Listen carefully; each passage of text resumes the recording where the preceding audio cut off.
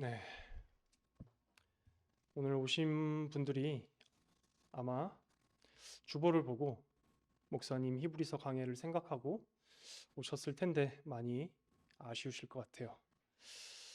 목사님께서 주일 저녁부터 갑자기 목 상태가 조금 안 좋아지셔가지고 오늘 제가 설교를 하게 되었습니다. 설교 순서를 바꾼 거죠. 여러분들이 당황하신 것만큼은 아니지만 저 역시 오늘 갑자기 설교를 준비하게 돼서 조금은 당황한 가운데 설교를 하게 되었습니다. 오늘 설교를 준비하면서 진짜 담임 목사님은 진짜 아무나 하는 게 아니구나라는 걸 다시금 느꼈는데 어떻게 매 주일마다 이렇게 수요일마다 설교를 하시나라는 생각이 들기도 했고 한편으로는 또 그래도 나 아직 멀었으니까 차차 준비하면 되겠지라는 안도의 한숨도 나왔습니다. 그러한 이유에서 원래대로라면 오늘 갈라디아서 두 번째 시간이어야 하는데 제가 아직 미숙해서 설교 준비하는 데 시간이 좀 오래 걸려서 오늘은 제가 이전에 했던 설교를 바꾸고 좀 더 보완을 하면서 준비했습니다. 설교를 준비하면서 저는 개인적으로는 참 감사한 시간이었는데 이 설교가 원래 2년 전 저에게는 가장 좋은 설교 중에 하나였어요. 근데 오늘 다시 보니까 그때 정말 많이 부족했구나라는 설교를 알게 되었습니다. 그만큼 주께서 2년 동안 저에게 은혜를 베풀어 주셔서 제가 좀 성장하였다는 것을 느끼는 그런 시간이었습니다. 이제 한번 본문으로 한번 들어가 보도록 할게요. 오늘 본문은 설교자들에게 조금 어려워 보이는 본문이기도 합니다. 늙고 눈먼 이삭과 좀 모자라지만 순박해 보이는 에서를 대상으로 야곱이 속임수를 써서 장자의 복을 훔쳐간 것으로 보여지기 때문입니다. 독일의 구약학자인 헤르만 궁켈은 임종을 앞둔 눈먼 아버지를 속이는 것은 우리에게 그저 역겹게 보일 뿐이다.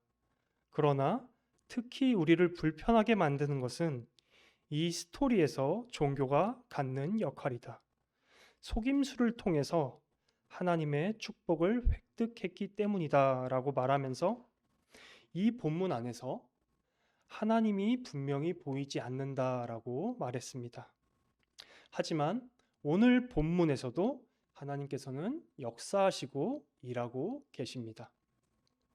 먼저 오늘 본문에 들어가기 전에 앞문맥에 있었던 간단한 내용들을 살펴보면서 오늘 본문의 배경을 보도록 할게요.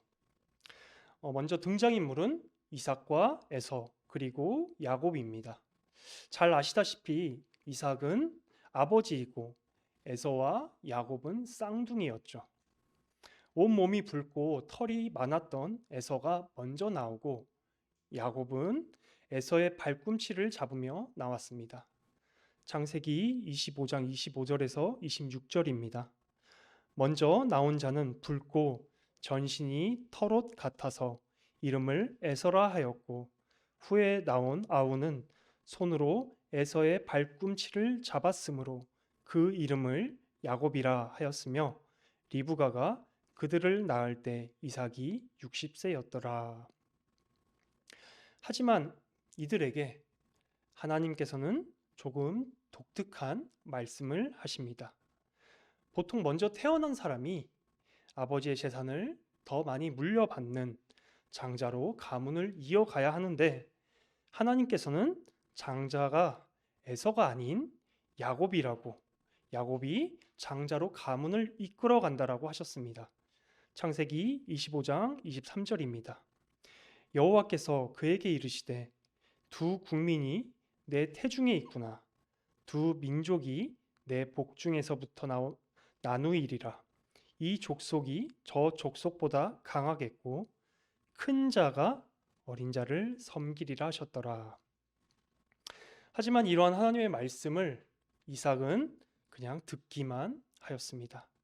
분명히 큰 자가 어린 자를 섬길 것이다 라고 하나님께서 말씀하셨음에도 불구하고 이삭은 오늘 우리가 읽은 본문과 같이 장남인 에서에게 장자권을 주려고 하였습니다. 이삭은 에서를 야곱보다 사랑했기 때문입니다. 창세기 25장 28절입니다. 이삭은 에서가 사냥한 고기를 좋아하므로 그를 사랑하고 리브가는 야곱을 사랑하였더라. 이삭은 하나님께서 하신 말씀을 들었지만 자신이 원하는 대로 자신이 사랑하는 에서에게 장자의 축복을 하려고 하였죠.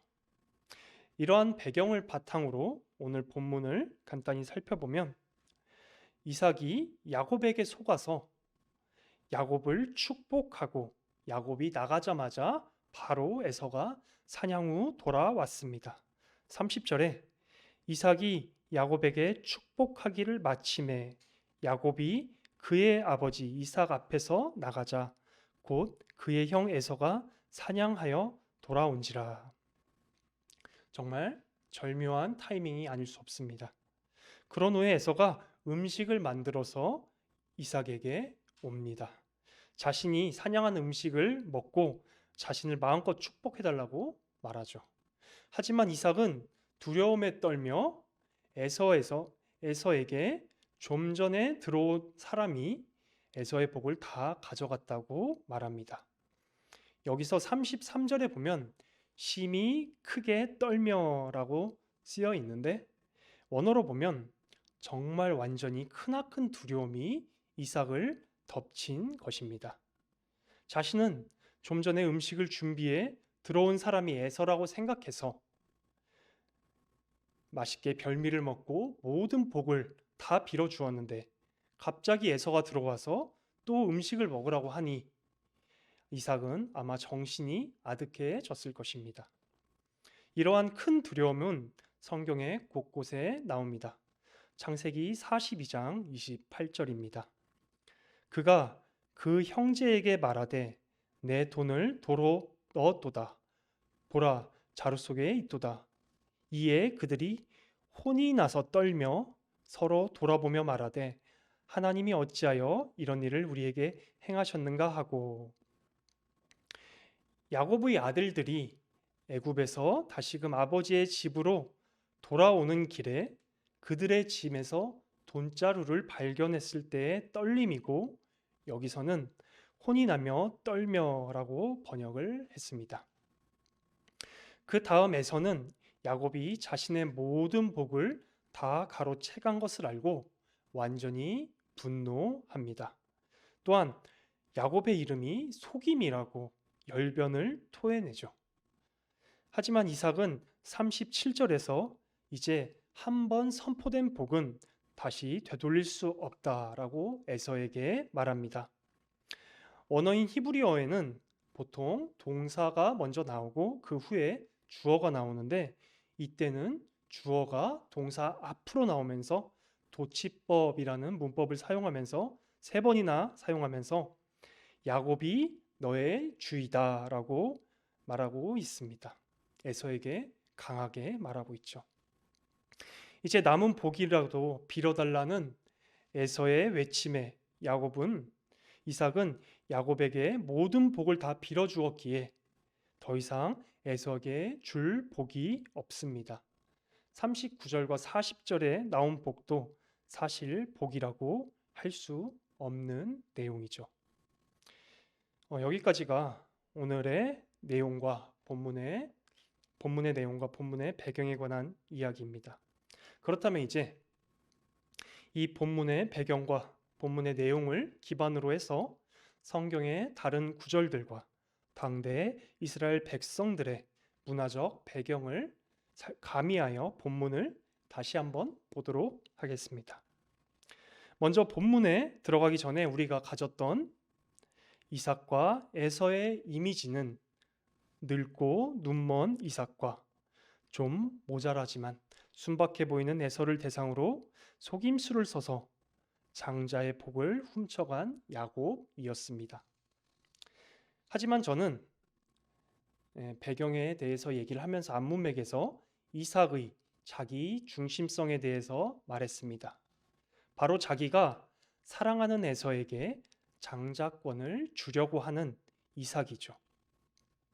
하나님께서 엄연하게 야곱이 이삭의 후사다라고 하셨고 이삭이 야곱에게 장자권을 주어야 함에도 이삭은 하나님의 말씀을 까마득하게 잊고 자신이 원하는 대로 행합니다. 하지만 하나님께서는 야곱의 욕심까지도 선용하셔서 하나님의 뜻을 이루어 가십니다. 로마서 8장 28절입니다. 우리가 알거니와 하나님을 사랑하는 자 곧 그의 뜻대로 부르심을 입은 자들에게는 모든 것이 합력하여 선을 이루느니라. 우리는 흔히들 이 구절에서 모든 것이 합력하여 선을 이룬다고 할 때 모든 것이라고 읽지만 선한 것이라고 이해하려는 경향이 있습니다.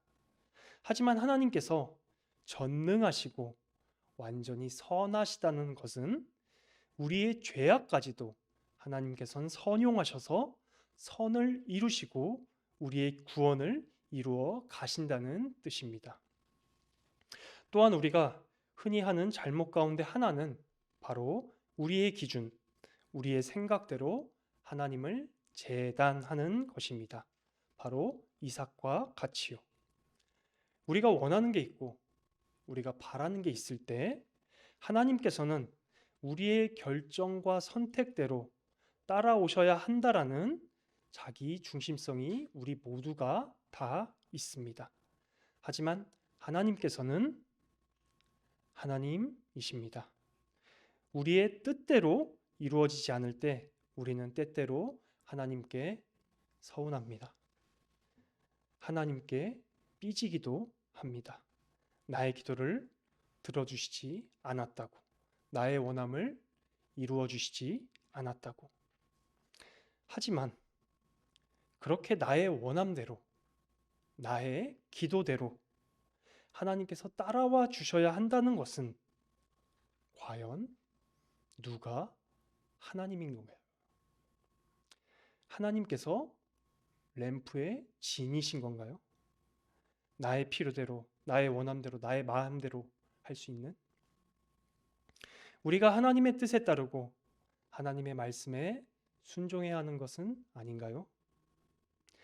하나님께서 우리의 원함과 기도를 들어주시지 않았다면 이 기도는 나의 정욕에 따른 기도였구나라고 돌이켜야 하진 않을까요? 야고보서 4장 2절에서 3절입니다. 너희가 얻지 못함은 구하지 아니하기 때문이요 구하여도 받지 못함은 정욕으로 쓰려고 잘못 구하기 때문이라.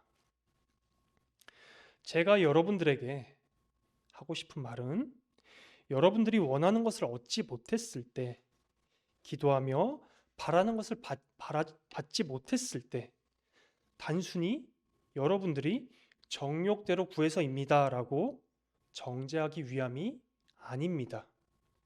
저 역시도 한때 하나님께 삐지고 서운해하기도 하였습니다. 지금도 그럴 때가 있습니다. 하지만 지금은 그 마음 그대로 가지고 하나님께 나아가서 저의 속마음을 그대로 아버지께 말씀드리고 위로해 주시길 구합니다. 그러면 하나님 아버지께서는 때로는 위로를 해주시기도 하고 때로는 저의 죄악을 깨닫게 하셔서 회개하도록 이끌어 주시기도 하십니다.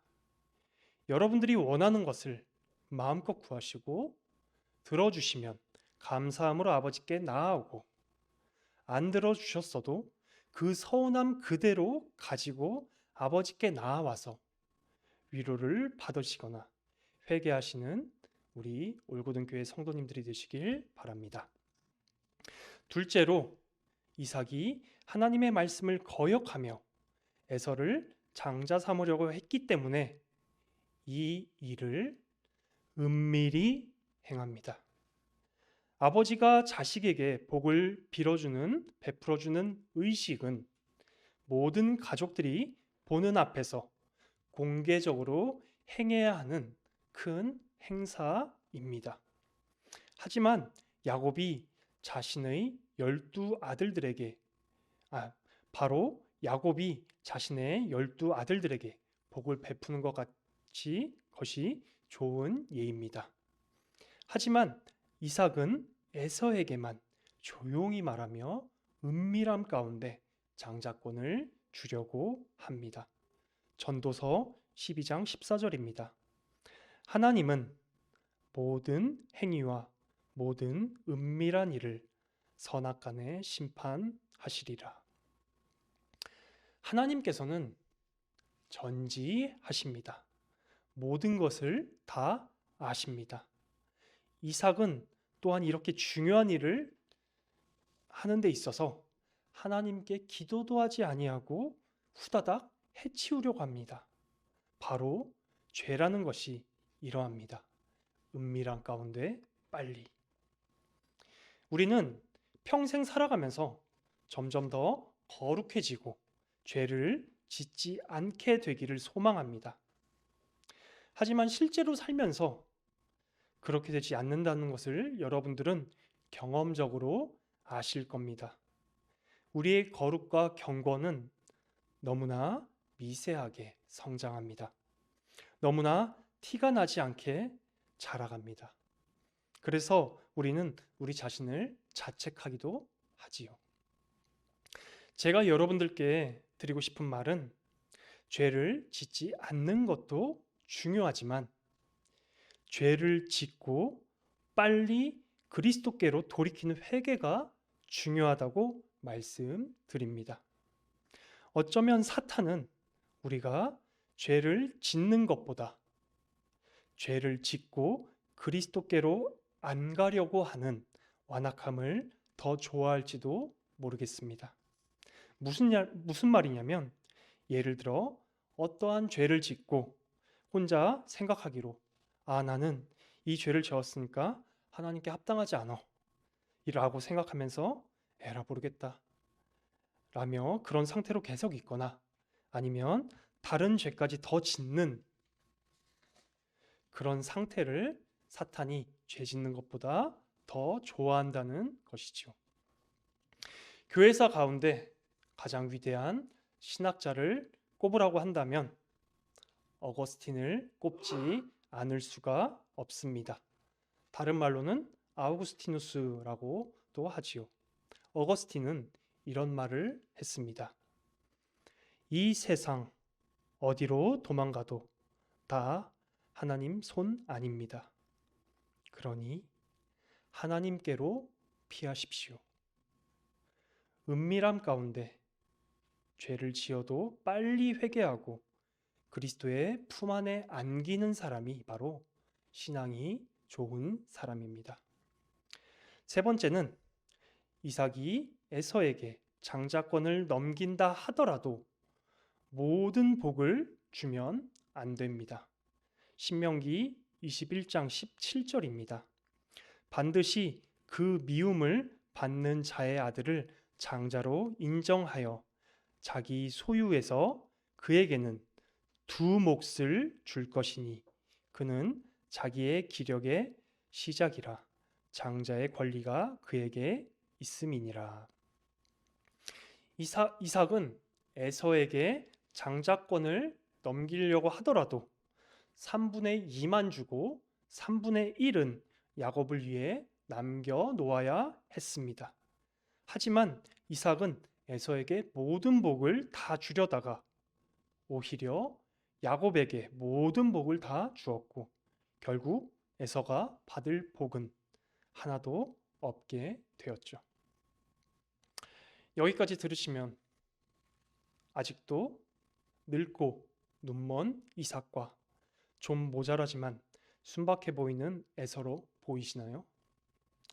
하나님의 말씀도 거역하여 자기 중심적이고 은밀하게 죄를 지으려고 하며 야곱을 위해 3분의 1도 남기지 않고 다 에서를 위해 주려고 하는 추악한 아버지와 아들로 보이시진 않은가요? 물론 야곱도 복을 가로채기 위해 속임수라는 자신의 이름에 걸맞는 행동을 했습니다. 이 세 사람의 이러한 욕망의 소용돌이의 한복판에는 무엇이 있나요? 바로 복입니다.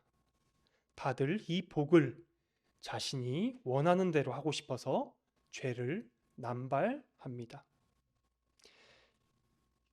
이들의 모습이 우리와 다를까요? 우리도 때로는 우리의 유익을 위해 죄를 남발하며 다른 사람에게 피해를 주기도 하고 다른 사람의 목도 빼앗아가며 자신을 위해 혹은 자신의 가정을 위해 어쩔 수 없었다며 죄를 짓고 살아갑니다. 이삭과 에서와 야곱의 모습은 우리의 모습과 다르지 않습니다. 성경은 너무나 현실적으로 현실을 비춰줍니다. 왜냐하면 성경은 현실 그대로를 기록한 책이기 때문입니다. 우리는 때때로 성경을 인물 중심적으로 읽습니다. 그래서 이러한 본문이 나왔을 때 처음에 얘기한 군켈과 같이 반응하기도 합니다. 하지만 성경의 주인공은 이러한 인물들이 아니라 하나님이십니다. 성경을 읽을 때는 하나님 중심적으로 읽어야 이러한 죄인들까지도 사랑하시고 자비를 베푸시고 오래 참으시고 기다리시는 하나님의 영광을 볼 수 있습니다. 그리고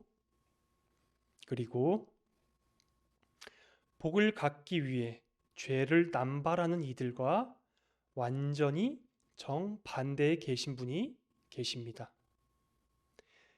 우리의 죄를 가져가시고 우리에게 자신의 의를 우리에게 주신 우리의 구주시고 우리의 주님이시며 우리의 유일한 중보이시고 보혜사이신 예수 그리스도가 계십니다. 이삭과 에서와 야곱은 복을 갖기 위해 죄를 남발하며 짓지만 예수 그리스도께서는 복을 주시기 위해 죄를 가져가셨습니다. 다시 한번, 이삭과 에서와 야곱은 복을 갖기 위해 죄를 남발하며 짓지만 예수 그리스도께서는 복을 주시기 위해 죄를 가져가셨습니다.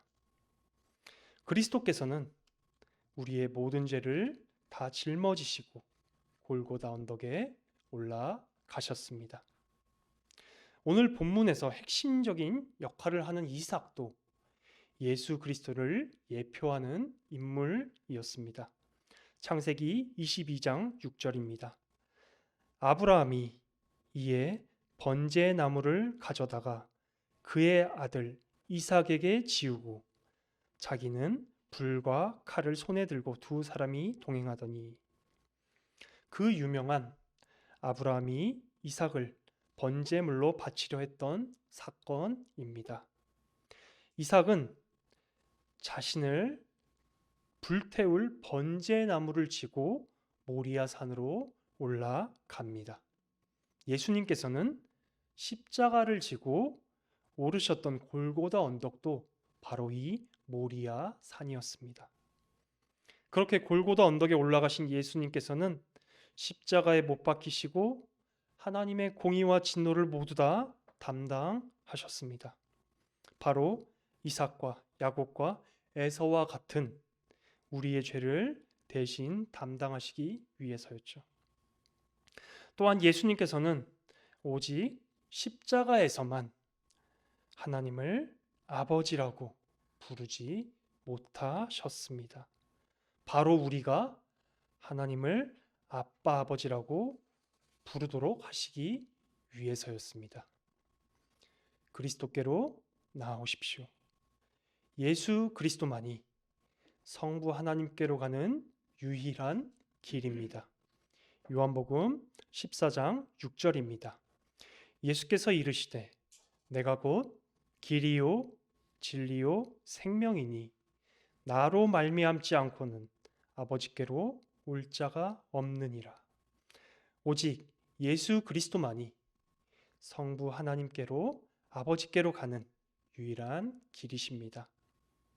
수고하고 무거운 짐진 자들아, 다 내게로 오라. 내가 너희를 쉬게 하리라. 아무런 조건 없이 그저 우리에게 오라 명하신 그리스도께로 오십시오. 기도를 통해 그리스도를 만나고 성경을 읽으면서 그리스도를 만나세요. 그 그리스도께서 여러분들을 성부 하나님, 아버지께로 인도해 주실 것입니다.